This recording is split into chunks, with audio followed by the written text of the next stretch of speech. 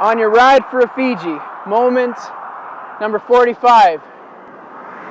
We are on our way to Cape Breton, that piece of land off the coast of Nova Scotia.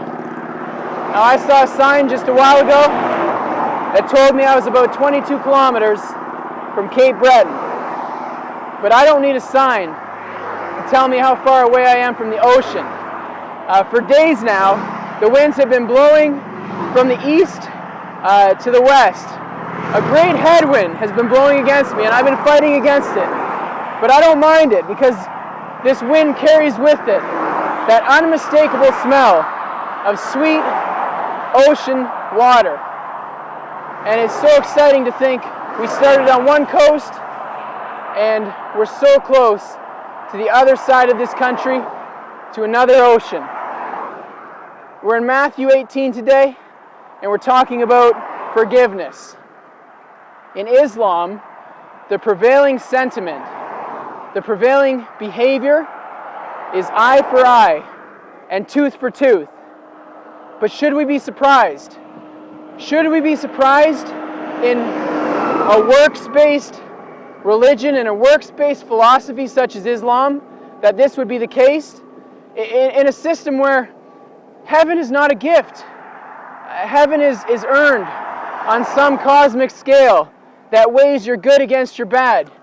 It's conceivable to think that a Muslim person who earns paradise has no reason to be thankful to God, because where they're at was earned by them. This is not a gift. They have every right to boast. And now the Muslim person will be quick to say, Allah is most forgiving. Allah is most merciful.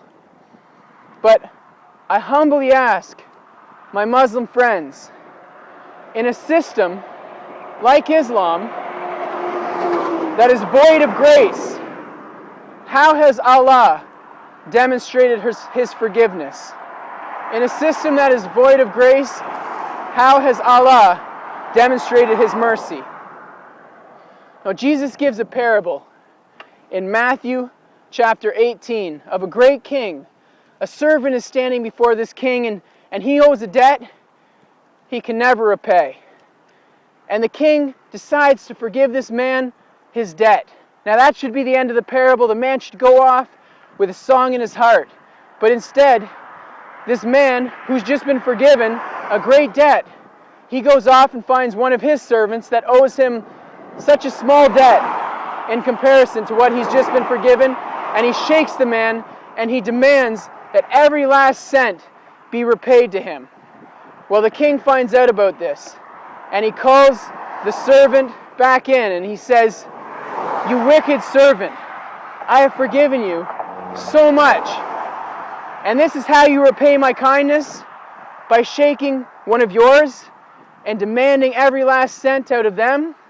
I tell you, you will repay this great debt. I will throw you into prison until you can repay every last bit of it." And then Jesus gives a stern warning. He says, "This is how it will be for those of you who have been forgiven by my Father, if you will not forgive the least of these." We are not living in a system of eye for eye, tooth for tooth. Why not? Because if you were living in a system of eye for eye, tooth for tooth, every single one of us would go to hell. If justice were actually served, none of us would get to paradise. None of us would attain salvation. It's by grace alone, and that's how God has demonstrated His love. So, in return, Jesus commands us. God calls us to forgive others because He has forgiven us of so much more, of a debt that we would spend eternity trying to repay and could never even come close. We need to be so different than the rest of the world.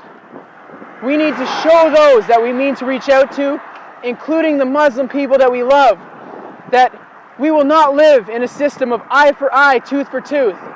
Not because in our hearts we don't want justice, not because we don't yearn for justice, but because God has forgiven us for so much that we realize if justice were served, we would all go to hell. And so, out of the gratitude in our hearts, we forgive others. We love others, not because we're such amazing, charitable people, but because God, Christ, first loved us. This has been your Ride4Rufiji moment, number 45. The winds are starting to blow harder. The rains are starting to come. But with it, we're edging closer with every pedal that I take on my bike to the East Coast, to the ocean on the other side of Canada, and right now to Cape Breton. God bless you.